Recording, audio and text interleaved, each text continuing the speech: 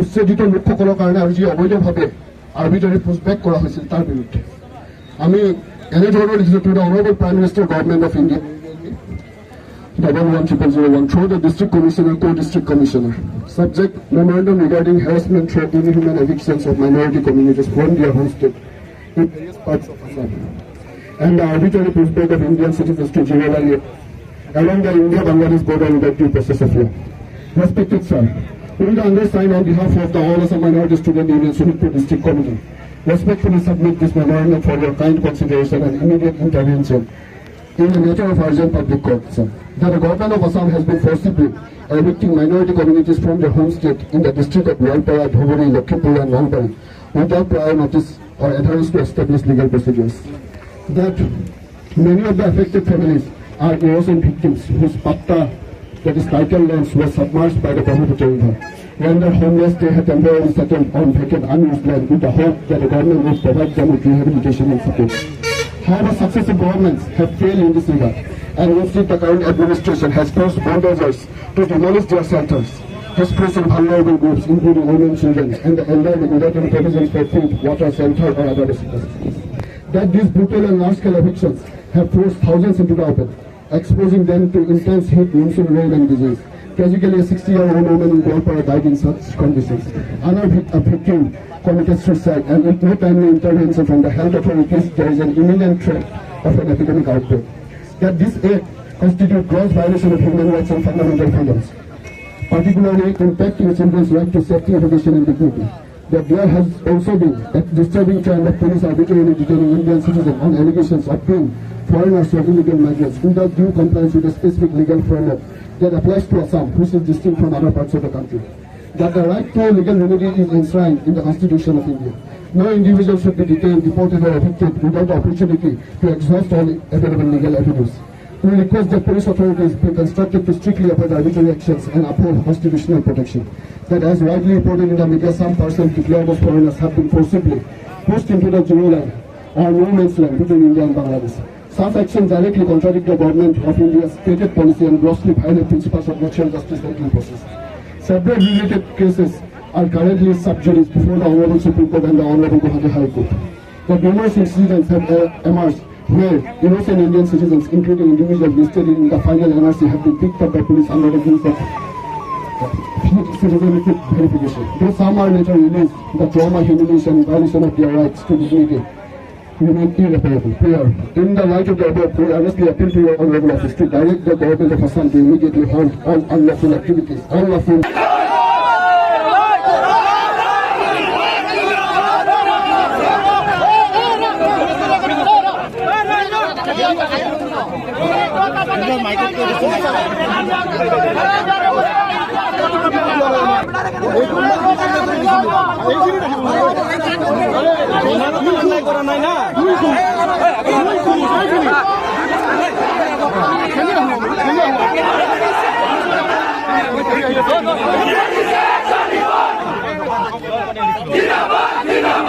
আমি রিক্স লৈ আছো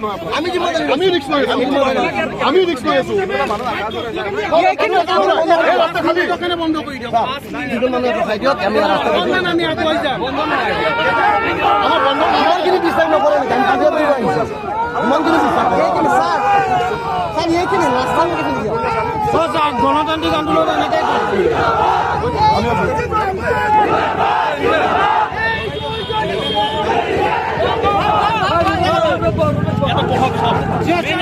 I'm so Jinnabad!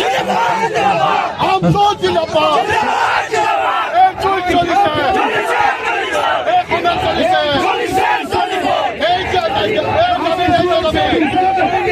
Hey, Gavin Janabi! Amar Dabi Mani Ho! BJP dollar Gundagi Diyat no Solipa! BJP Gundagi Diyat no Solipa!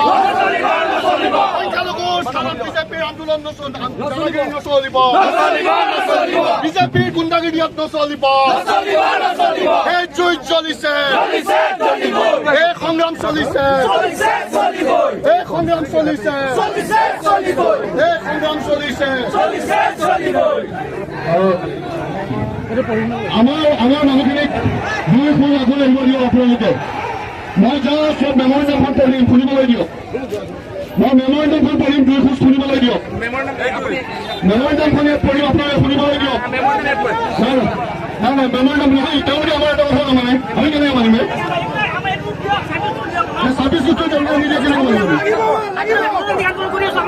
আমি প্ৰথম নেকি 20-25 বছৰ জীৱনত বৰবাদ হৈ গ'ল আন্দোলন কৰি এই চৰকাৰে মই আন্দোলনৰ ভাষা শিকাম একো গাড়ী যাব নেকি? 2 খোজ আগুৱাব নেকি আপোনালোকে?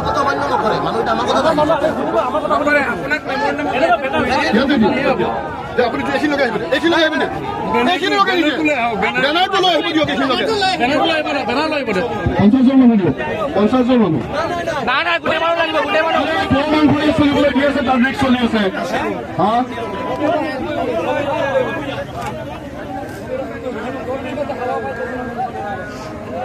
আজান দিছে, আজান দিছে, আজান দিছে।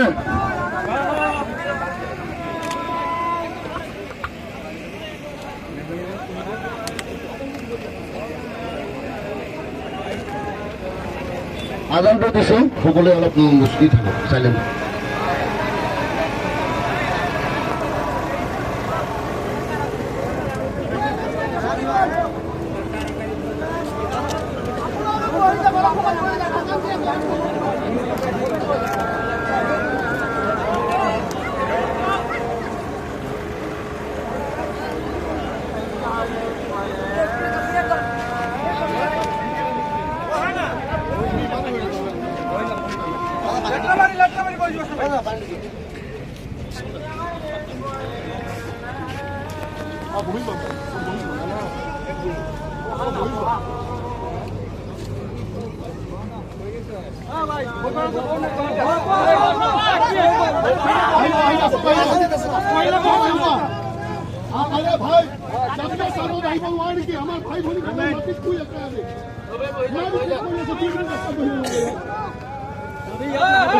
আপনাৰা বহিলে বহুত কি হয়েছে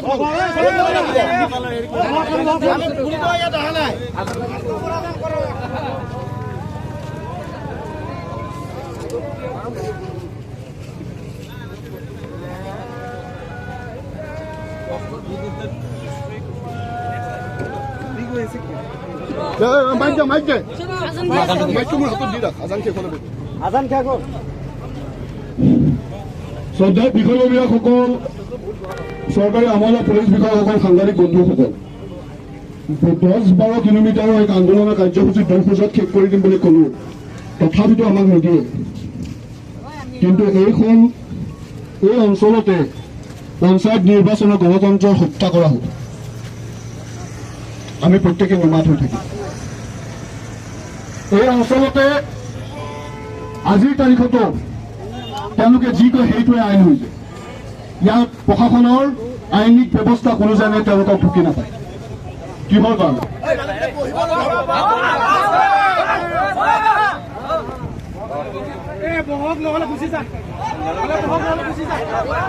আমি কৈছো 2 খোজ আগুৱাই আহিবলৈ দিয়ক। আমি 2 খোজ আগুৱাই আহিলে আমি ইয়াতে আমাৰ মেমৰিণ্ডামখন ইয়াত দিম আৰু আমি ঘৰে ঘৰে প্ৰত্যেকে গুচি যাম। সেইখিনি আমাক কৰিবলৈ নিদিয়ে।